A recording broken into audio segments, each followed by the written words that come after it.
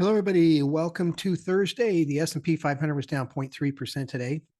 Kind of a poor start to the year. I was on vacation here the last 3 days. Of course, the market was down. So today's the fourth day down. And really, this is not unusual at all.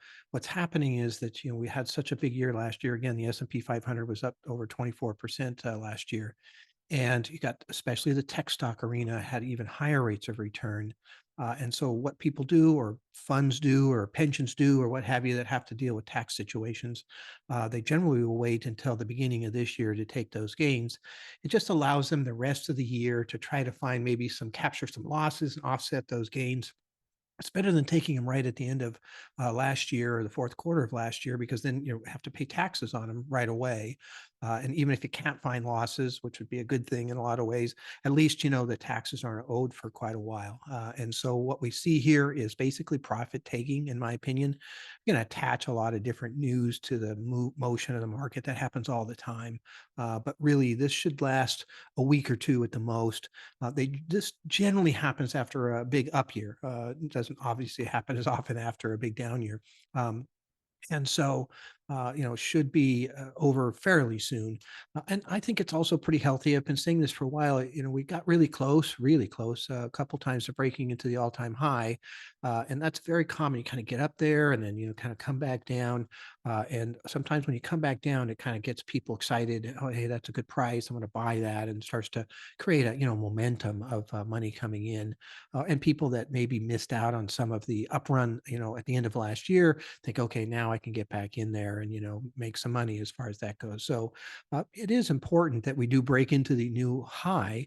Otherwise, you kind of have what's called a double top, and that can be a bad thing where we hit a top and then got real close to it and then it falters. So we'll see how that goes. But one of the things that came up, it's just kind of interesting. I've been asked this a couple of times. Why is the stock market doing so well if the economy is doing so poorly?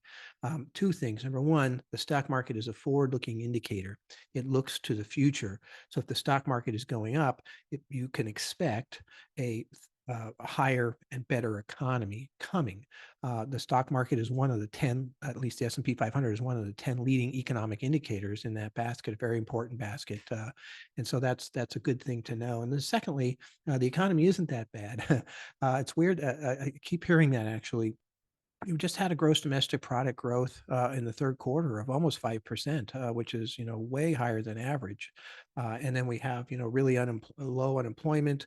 The job growth has been pretty good. Matter of fact, today one of the things that kind of dropped the market a bit was that we got a job report that was better than expected.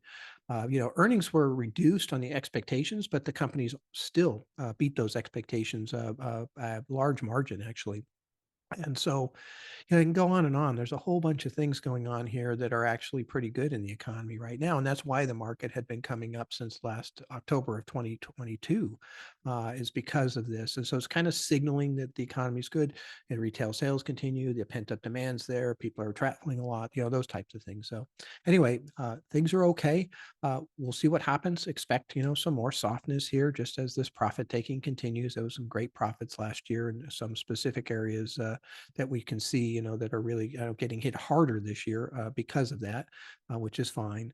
Again, it'll eventually stimulate some buying, as would be my opinion as far as that goes. If it doesn't, we'll have to deal with that. But obviously, the primary trend is still in a very strong upward motion, even with this little downturn we're having. So anyway, look forward to seeing you tomorrow. I'll be doing the show tomorrow. I'll do the summary for the show at the beginning of the show. Of course, we do it from 12:15 to 1 o'clock. You can go to YouTube and type in, Talk Money with Tom. You'll be able to find us.